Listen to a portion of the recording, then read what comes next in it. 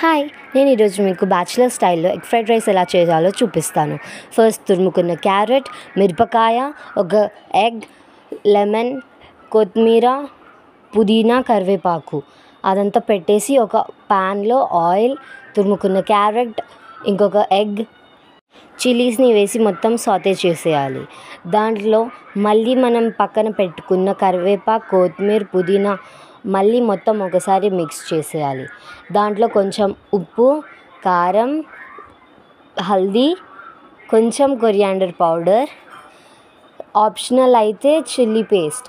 మనం ఇది పక్కన పెట్టుకున్న రైస్‌ని దీనిలో మొత్తం వేసి కలిపేసి దాని మీద నుంచి కొంచెం నిమ్మకాయ పిండి, దాని మీద నుంచి కొంచెం కొత్తిమీర గార్నిష్ చేస్తే మన easy bachelor style no vegetables egg fried rice ready అయిపోతుంది.